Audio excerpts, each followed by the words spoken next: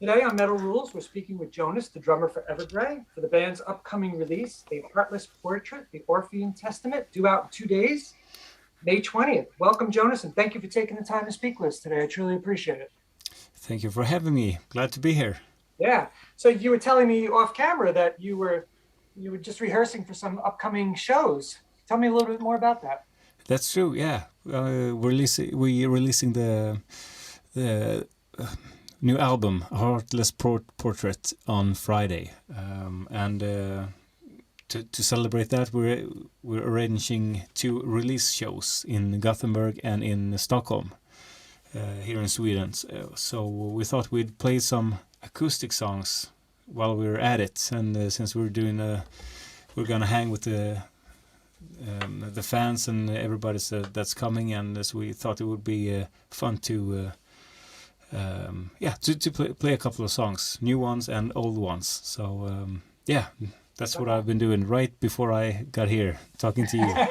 So I'm catching Yeah, my and breath. if I lived out by you, I'd be coming to the shows. Oh yeah, I'm in yeah. New Next time. Jersey. I'm in New Jersey, United States. So Okay, well, pretty far. a bit farther then. Yeah. So, but yeah, it feels good. It feels really good. We tried a couple of new songs, brand new songs, and yeah, they're taking shape. We're gonna try them out on radio tomorrow at lunch here in Sweden. So we'll see how that goes. Well, good luck. I'm So sure it's going to go great.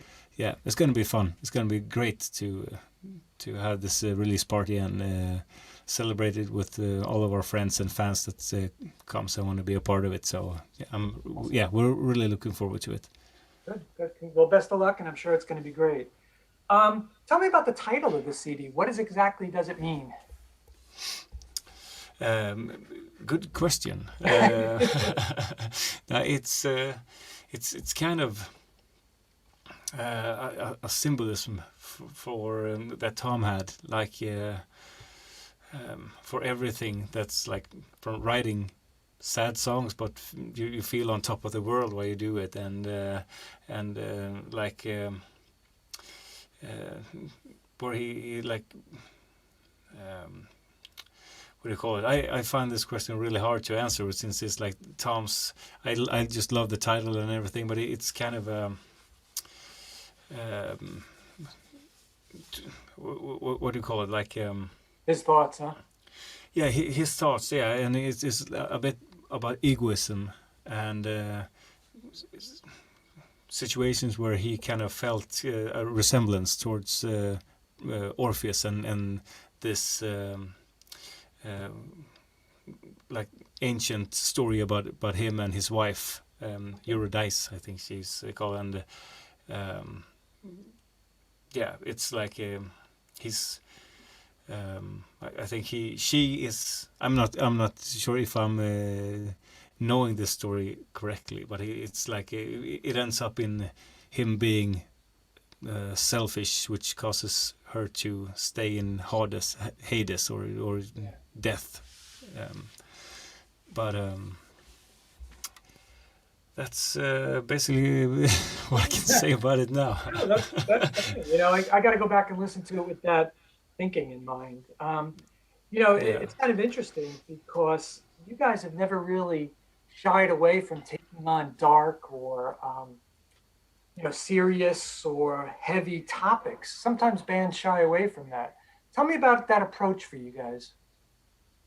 Um, well, yeah, I mean, it's again, Tom is the main lyricist in the band, and he writes um, more or less everything based on his perspective, and then he like dresses it up in certain shapes and sceneries and stuff like that. So he's always been um, like focused on how he sees the world and how he feels the world is like progressing. For instance, for this album, it's a lot like that. Like he feels like an outsider that the world is becoming colder and colder for every year, and it's happened so fast. Like we distance ourselves from each other, and we just scroll through all our social medias, and we feel this.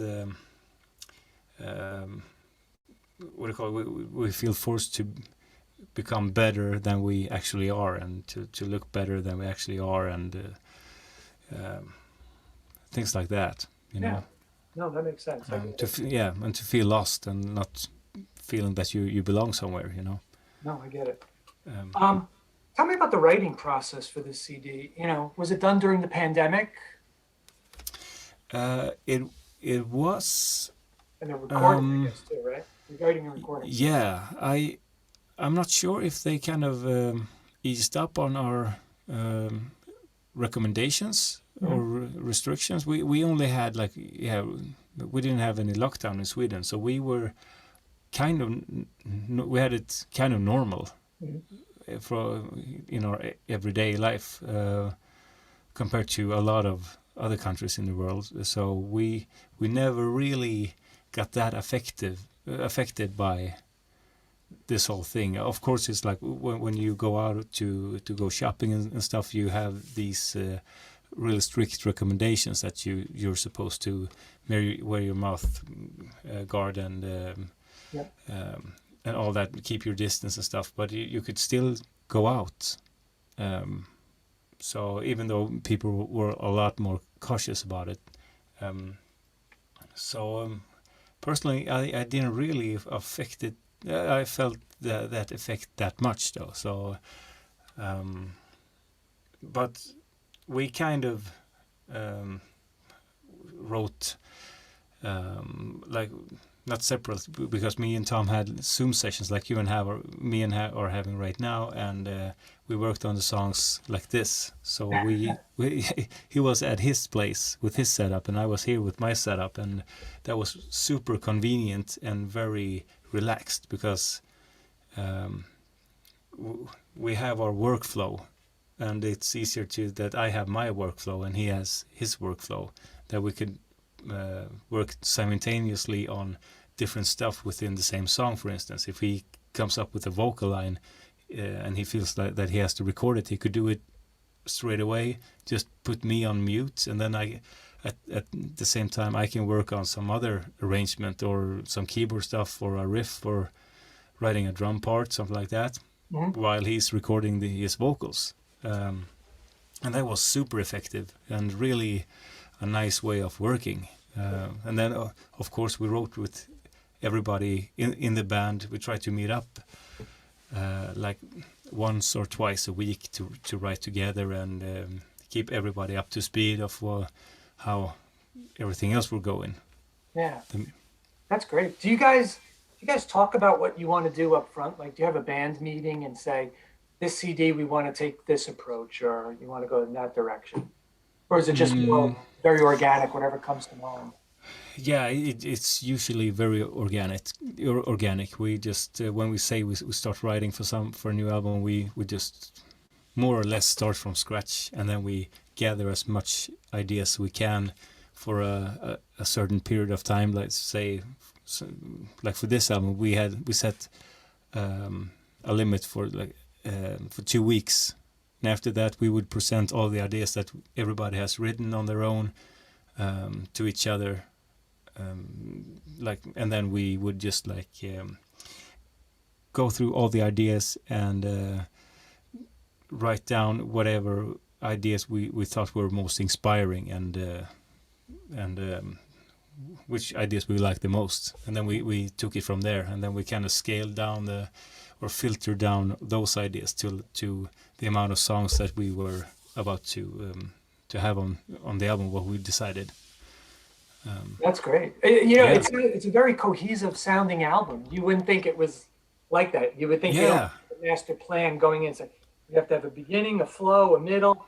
And yes, it's really nice. Well done. Yeah, thank you. Yeah, I agree. I really like the flow on this album, and I'm super proud what we achieved with this, especially since it was that close after releasing the previous album, Escape of the Phoenix. So we were a bit concerned that if we even would have another album within ourselves this close to the previous one, but we obviously did, and I'm really happy how it turned out. So yeah. kudos to you. I think you did a tremendous job. And you used the best, you made the best of a bad situation with the pandemic and put together an album for the fans. So Yeah. we truly appreciate you guys doing that for us. Oh, cool. So, Cool. you pack a lot of music into these songs with this, they have a very epic feel. Progressive bands are known for expansive and long songs. Is it hard for the band to self-edit sometimes and say, you know what, we could have made this song 15 minutes, but we tried to condense it? Do you do that a lot? Yeah. Yeah. If we feel that a certain part within the song is maybe if we get bored or if we lose interest, then we know something is wrong, or if we feel that it kind of shifts abrupt to another section, then we know it's too short. We have to make it longer to make it feel right. But we have no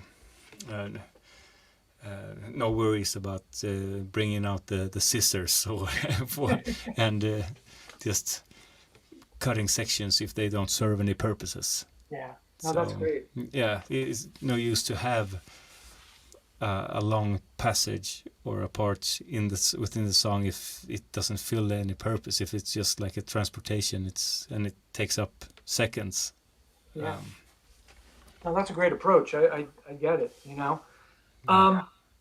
And I'm sorry to interrupt you, but no. But sometimes you feel that you need to have longer parts, that you have to dare to leave them as it is, because they grow on you and they serve a purpose that way. Yeah. So it's not like you have to feel it too. You can't just like, okay, now I'm bored, and then we just cut this section or cut half of the section. But maybe there's a purpose that it gradually builds, and then you have to make that point more as obvious as you can. Okay. So yeah. You guys also balance all the instrumentation extremely well with the melody, where the melody is really always very lofty, very present. Tell me about that approach, because sometimes progressive bands could go off the rails with the instrumentation and lose sight of what I think is one of the most important things of a band is the melody and a good riff. Yeah. It's and that also it has a lot to do with Tom and his what he feels inspired to write lyrics and vocal lines over. So and that's a really cool thing with his stuff, because when he presents some riffs, to me, some of them, they don't make any sense for me. Like how do you feel inspired to write vocals over this part? I would never be able to do that, and it like I can't see how it would fit, and then he does, and it's like, okay, this is fucking awesome, great job, like. So I mean, we're very different that way. So and that's something like a trial and error thing, that we feel that when we present the riff that we have brought to the table, we when it's time to write vocals, he just have to take a good shot at it, and often it works, and he kind of maybe he doesn't feel that he's get as inspired all the time, but he kind of he really pushes himself, and then because he knows that at some point, if it's a good riff and stuff, it will he will nail it.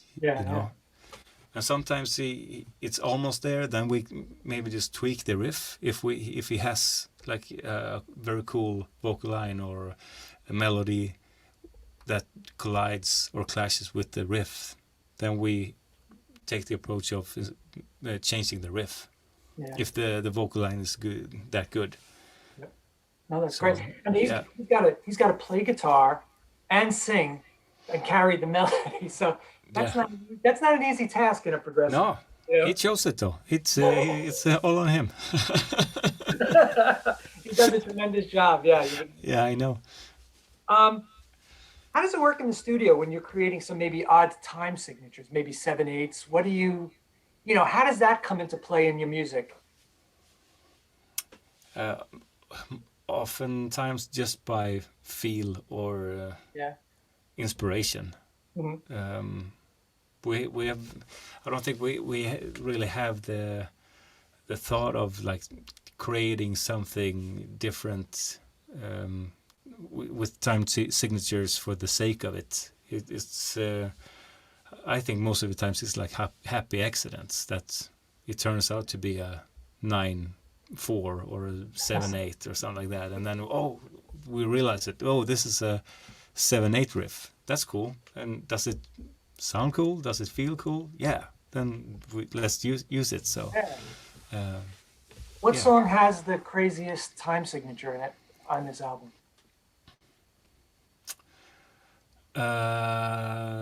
I have no idea. There are. I don't think there are any like odd times that are continuous. I Mhm. think there's like splashes of different time signatures here and there. Like in Blindfolded, there are some turns or bars that are like maybe a 6/4 or a 5/4.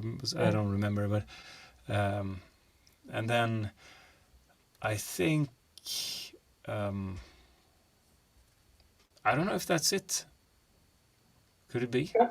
Might be. I have no. I've lost track on the time signatures on this album.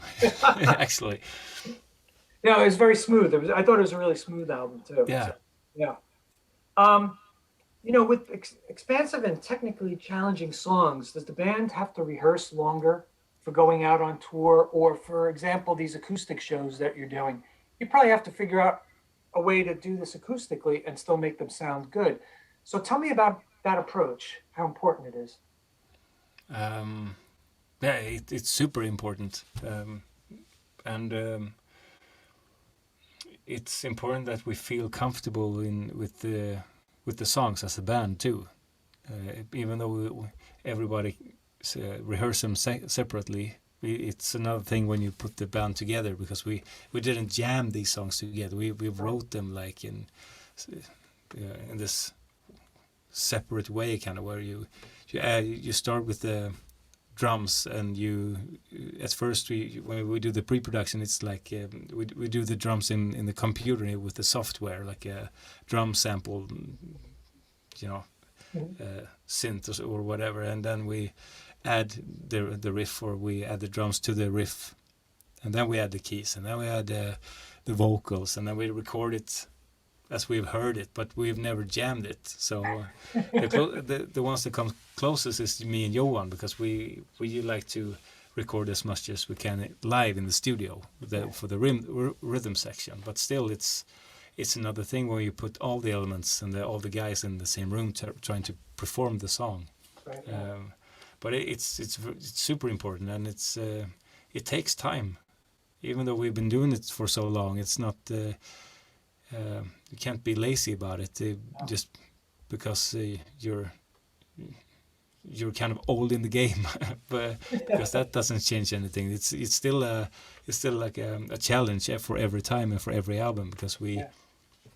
when we write we always want to push ourselves to be the best musicians we possibly can. So that's why it's always a challenge to learn the new songs and yeah, and stuff like that. So How do you remember all the parts?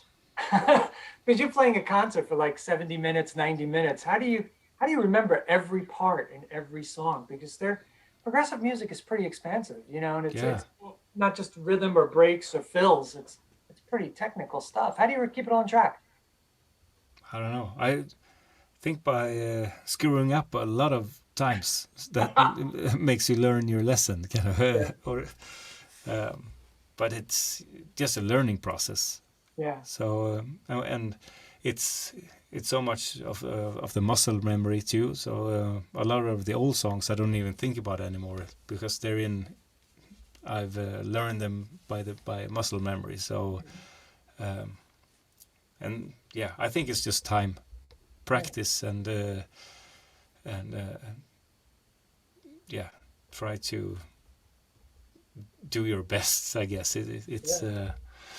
I used to be in an '80s cover metal band back in the day through college, and I kind of, your marriage and house, you slowly move away and you get a full time job. And during the pandemic, I picked up the guitar really again, and I found a lot of muscle memory to relearning old songs, old Iron Maiden songs, or Judas Priest songs, or AC/DC songs in Saxon. So Yeah, I was having fun, and it was incredible. The muscle memory just came back. And Scorpions, I was like, yeah, wow, people probably have 20 years something. I haven't played some of those songs in 30 years, and they still came back. yeah. I get it. That's the cool thing about learning stuff, that it's like it's still there even though you Yeah. haven't used that information for a long time. It's still there. You just need to refresh it, and then Yeah. you're back. We used to So do those songs a million times in rehearsal. So yeah, I yeah, don't. I but they're don't. classics. Yeah. They are. They're really great. Um, do you have any favorite songs off of the new CD that you're looking to perform live? Yeah, yes, and we got to play one of them last weekend, and it's Midwinter Calls. Yeah, great song. I'm really a big fan of that song. I love that song, and I think it worked great live too. It was pretty shaky because it was at the first couple of times when you play it live, it's kind of a bit rocky. That everybody's nervous and not really have settled with the song like Mhm. comfortably yet. So it's like everybody's on their toes, and Yeah. but still, I think we pulled it off real good, and that is a big favorite. I love Yeah. my favorite song was "Call of the Dark." You know, Oh, cool. Yeah, yeah, yeah, that's my. I love the melody. I love the groove in it. You think you might play that one? yeah. Possibly, Okay. possibly. We're starting to pick songs for our upcoming European tour, Yeah. and for that tour we have to like promote two albums because we never Nice. toured on the Escape of the Phoenix album, so we have to throw some songs from that album into the set list too. So we kind of we have to like choose wisely. So Yeah. we'll see. We'll see. We're getting there. But yeah, that's a really cool song too. And it's like it's got that old school Dio heavy Yes. tempo thing going, and the same with the old school like melody, but we did it our way. So it's that's one of Rickard's ideas from the beginning. Yeah. It's got to be Yeah. hard to balance, two albums worth of material and then not disappoint fans with brand new stuff, or the old stuff, the classic stuff that people really, know and love. So it's got to be hard, isn't it? No, not really. I mean, we only think like purely about ourselves Uh-huh. when we write new music, because that's why we do this, because we love making music together, and so we only focus on the five of us, and then we're just super happy that other people like it too when we release it. But it's yeah, we don't think in those terms when writing. Um, Or putting together a set list for that matter, maybe, right? yeah, I mean, yes, but no, no. We live we feel that there are some songs that we are kind of obligated to play, Yeah. like King of Errors or A Touch of Blessing, um, yeah, songs like that. So it's um, that is a little bit different story. That, but also we can't only play what fans want to hear, because a lot of yeah, that would never wouldn't be able to make up a set list. It would be too long, I guess. So yeah. Was there ever consideration to going out and playing a whole album in its entirety? um no, not really. I know Evergrey, when I left the band for a couple of years, I know they actually played the In Search of Truth album in its Mhm. entirety, and they played it in a festival in Sweden where I actually got to watch it. Uh-huh. So that was very cool actually. So it Was has it been weird? done. Was it weird watching your band play with a different drummer? At that time, no. because everybody was fed up on each other. So um, it actually wasn't. I was just happy that they continued and they found that they found Hannes, a great drummer, so they could carry on. And I saw them after that or before that show too, to hang out and stuff like that. So we were still friends. It was just like the tensions with everything else was, yeah, it was for the best for everybody. So That's nice to hear. yeah. It's really nice to hear. That's a nice sentiment because more people should be like that too, and be a fan of the band when they're with it or without them and all get along, And, Yeah. well, I want to thank you for your time today. I really enjoyed talking with you. It was very inspiring and very fascinating. So thank Oh, you. cool. Thank you. Likewise. Thank you so Hopefully much. you come to America soon and I get to see you guys live. Yes, we would love to come back to the States soon. So and we're working on it. We just need to find the right time for it, because now, like, more or less this year is booked. So hopefully, like, beginning of next year or something, we will see how the stars align. Yeah, the world's getting better, so hopefully we see you guys really soon. And I do a lot of photography and journalism, and I'll write a review and come down and take some pictures. So that'd be awesome. Yeah, you should do that, definitely. Well, thank you so much for your time, Jonas. I really Yes. appreciate it. Thank have a you. good day. Yeah, Bye-bye. you too. Bye. Good luck tomorrow. Thank you.